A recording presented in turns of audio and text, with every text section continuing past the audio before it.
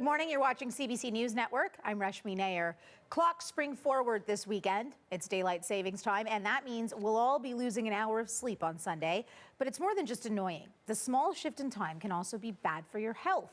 For more, we're joined by Dr. Jolene Huber, a pediatrician and professor of medicine at the University of Toronto. Good morning, doctor. Thanks for coming in again. Good morning. How do you think the change in time affects our health? So there's a lot of things that happen in our bodies. We have a strong biological internal clock that's called our circadian rhythm that influences when we feel sleepy and when we feel awake. And that's influenced by the daylight. So as it gets darker at night, that sends a signal to our brain to start producing melatonin, which is the hormone that helps us to sleep. And then when it's light in the morning, that stops and we start producing hormones for wakefulness. So it's kind of like even when you have an hour of loss of sleep, it can be like a jet lag, but without the destination. So that can really impact and throw off our system and our body. And it can impact our health.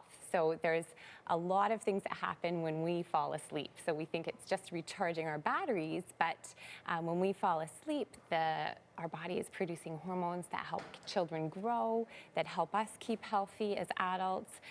It can strengthen our immune system, and even our memories are consolidated and laid down when we fall asleep. So that helps us learn. So if any of that is thrown off, it can impact our health. Yeah, and I mean, I'm guaranteed a restless sleep, I'm sure, tonight, especially because you just lose the hour. But what about the medical related risks associated with there's concerns for heart attacks, right? Right. So there's been a number of studies actually that show an association between an increase in heart attacks right after we changed our clock. So right after, so on the Monday, they looked at people coming into the emergency room for heart attacks, even stroke. So they're careful to say that there's not a causal link. It hasn't been proven as a cause, but there could be this association. Another thing that we always hear about is the car accidents.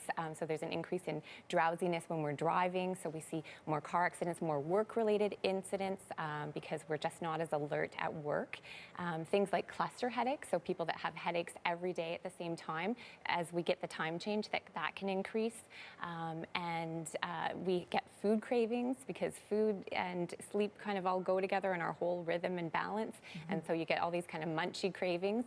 And then, of course, if you have a sleep disorder or insomnia, you really want to be regular in your routine, and this can throw that off. And you mentioned Monday. Is that when we're at the highest risk of injury or hurting ourselves? Most of the studies show that Monday, the day that we have to get up and get to work, and there's a lot of stress associated with that, is when we see those increase in health issues and car accidents. But it can last for 48 hours or even up to a week, some of those effects that we see on our body and safety. Okay, so what tips do you have to make it easier for all of us? So we want to start already tonight by shifting ourselves. So we want to shift things gradually. If you could start tonight by shifting yourself earlier by half an hour or even that hour. So that starts by changing your clock even at around dinner time. Say start eating the hour before, and that will cue your body.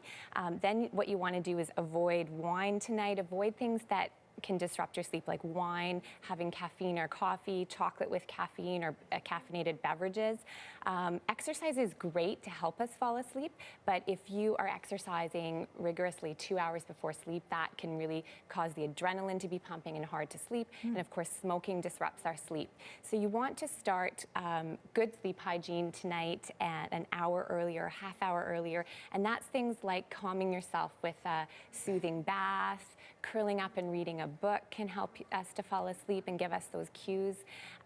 We really want to start dimming the lights. So even an hour before, that will send the message, the signal to our brain to start producing that sleep hormone.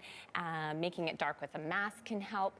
And then the flip side of that is that you really want to avoid screen light. So blue light from screens, any kind of screen. If you have to use a screen in the hour or two before, I would try to avoid it. But if you have to, you can get an app that will change it to that orange or red tone. Mm-hmm. But being exposed to that blue light can cause disruptions to your sleep. Especially when the rest of the room is dark, right? Yes. You've turned all of your lights off and you're in bed on your phone. Yes, and that can disrupt sometimes for an hour or two. So you really want to not, that can add a whole other element to this whole time shift. And then first thing in the morning, you want to expose yourself to light. So turn the lights on bright in the morning, and that will then turn off your sleepy hormones and turn on your wake hormones.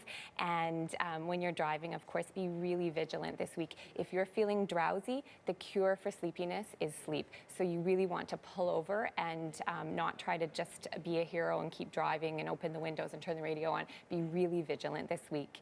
Is there any benefit to changing our clocks? Any health benefits? Well, because it's more light and we get more sunlight, we get vitamin D, and there's so many health benefits from vitamin D. Another great thing is that it just encourages us to be outside more, so people tend to be more active as it gets lighter. And then it's always a good time to remember, it triggers us to remember, let's remember to change the batteries on our smoke detectors. Right. And of course, it can be a huge safety risk. So tonight is the night to do that as well. Okay, great. Sleep hygiene. I learn something every time. Right. Thanks for coming back. Dr. Jolene Huber, a pediatrician and professor of medicine at the University of Toronto, joining us here in studio.